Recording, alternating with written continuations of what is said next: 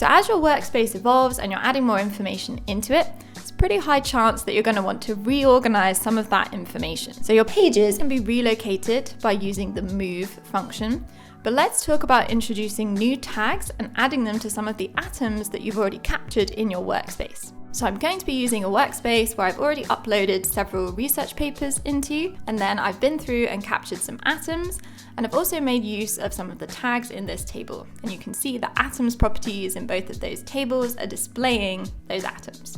So first, let's talk about adding a new tag from scratch. So I'm going to add a new tag into my tags table, and it's going to be applications. And then there's a few different ways that you can go back through all of the atoms in your workspace and add this tag to the relevant ones. So all of the atoms in this table are showing in the atoms property corresponding to the tag that they have been given. And because a table is also its own page within your Protolyst workspace, we can go up to the atoms menu in the top right while in the table view and click that to expand a list of all of the atoms that are displaying in this table. And you can see that they're grouped by tag. So I've got all of the atoms for acoustic trapping, followed by all of the atoms that have been tagged to methods. And so if there are any atoms in this list that I want to add the applications tag to, I can find the relevant atom and then drag and drop it into the atoms property. And that will add the applications tag to that atom. And to speed this up, you can also select multiple atoms from this list and drag and drop them as a group. So to do that, you need to hold down Control and click all of the atoms that you want to add the tag to. And once you've selected a group of atoms, you can drag and drop one of them into that atoms property box. And you will see that all of those atoms are now displaying and the applications tag has been added to that group that was highlighted. So the atoms appearing in this list for the tags table down the right side of the screen is only going to be displaying the atoms that we have added at least one tag to. And there may well be some untagged atoms that you've captured which you want to add this new applications tag to. So if we jump into the sources table, we can follow the same method as before, having the atoms list for all of the atoms for all of the pages in this literature tracker table. And you can see that the atoms which haven't had any of those tags added to them, like this one here, which just has a source tag, will display in the list. So if I control click on tags to open it in split screen next to this literature tracker page, so I can go through and grab all of the atoms that I want to add the applications tag to in this list. And once I've selected them, I can drag and drop them in just like before, and they will all have the applications tag added to them. Now let's close the tags table and let's talk about how you can do that recategorization of your atoms using just the literature tracker table. So if you had a lot of sources and you wanted to go through them in something of a systematic way, one by one, we can make use of a filtered atom property. So if I add a new property into this table, change it to atoms, and then add a filter, using that new tag that I just added, applications, you'll see that where I've been through and have already added the tag to some of the atoms, they're now displaying in that column. In fact, let me close this atoms list. So you can scroll through all of the atoms you've collected for a particular source, drag and drop individually the ones that are relevant to applications into the box, or again, you can use Control click to grab several and drag and drop them in as well. And if this is a tag where you may be rereading papers to try and find those relevant nuggets of detail and capture new atoms, so you can open up the page, read through your source. As you come across the bits of info that you want to add that new tag to, you can do the capture atom and then add your new tag like so.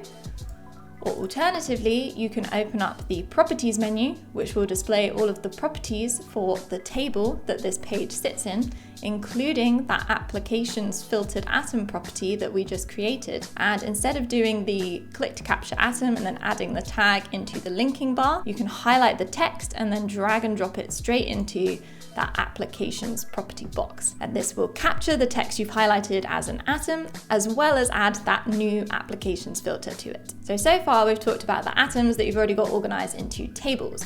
If you wanted to look across your entire workspace, you can use all pages to search through all of the atoms within your entire workspace. And in all pages, we've got a list of all the pages in the workspace, as well as all of the atoms that have been captured across your entire workspace. So like before, you can open up the tags page in split screen so that you've got that atoms box to be able to drag and drop the relevant atoms into and add that tag. So you can make use of the control click to select the relevant atoms as you work through the list, but the list is probably quite long. So you can search through your atoms by keyword. So you could search for the word application and any of the atoms that you've captured which have the word application in them or have been tagged application will display. So just here we've got an atom which has got the word applications in and doesn't have any tags. So we could drag and drop it in there and it will add the applications tag to it. And again, you can also make use of the batch clicking by control clicking all the relevant atoms. So we also have a new feature, advanced search. So when you activate this in your workspace, it will go through and look at all of the contents of all of the PDFs that you have uploaded into your workspace. And as you can see, I've still got that application keyword search. This will return results even where you haven't captured that text as an atom. So for any of the relevant ones, you can click on it and it will open it up here in split screen. You can capture that atom and add the applications tag. So that's the quick way to locate where particular keywords are being used within the information you've got uploaded into your workspace. Okay, let's close that page preview. Let's go back into the tags page. So as you've been capturing atoms and collecting them around your tags, some of them might have quite a lot of atoms. And as you've been reviewing them, you may have noticed that there are some groups emerging and you might want to make use of subtags to start to further categorize and organize your atoms. So each of the tags in your table are also pages in their own right. So let's open up the methods page. And you will see that we've got the list of atoms. There's also a subtags property here, which is a subpages property that I've updated with the title subtag. And when you're in your tag page, you've got the option to be able to set it up as any particular page type. So to organize your subtags and help you with recategorizing atoms in a similar way to what we've just discussed, I'd suggest using a table to organize your subtags. So if I select table, it will set up methods as a table page. So you could add a row for each of the subtags that you want to add. And at this point, I'm going to jump into one that I prepared earlier. So under gelation, where I've collected quite a lot of atoms, I've noticed there's some subgroups that I want to use. So if I open up gelation and I've set that up as its own table, so each subtag is its own row. Here, you add new rows using the new button. And we also get an atoms property because this is a table. And then you could have a subpages property for you to have subtags of your subtags. I'm not going to go into that, so I'm actually going to delete it today. Okay, so we're in this table view. You can see that where the properties menu has been expanded for this page, where gelation is a page within a table, we've got the properties of that table. So we've got all of the atoms tagged to gelation, and these subtags are subpages of gelation. And we can access the list of all of the atoms that have been tagged to gelation by opening the atoms menu here. And so you can review the list of your atoms and drag and drop them into the relevant subtag categories, following that same workflow as before. And again, using that control and click to get a group of atoms, which you can then add into those atom properties to add the subtags to your atoms. And so as I was dragging and dropping to add the subtags to different atoms, you will have seen these different subpages appearing in the atoms menu. So subpages are indicated by this downward right-angled arrow, and you'll get a breakdown of all of your atoms by subpage, and then a list of all of the atoms that have been tagged to the parent page, or gelation page in this case. So any atoms that you tag with a subtag will display as an atom of the parent page. And to navigate your lists of atoms, you can also make use of this search bar, which will search through all of your atoms by keyword. And if your keyword is also a tag, it will display all of the atoms that have that tag.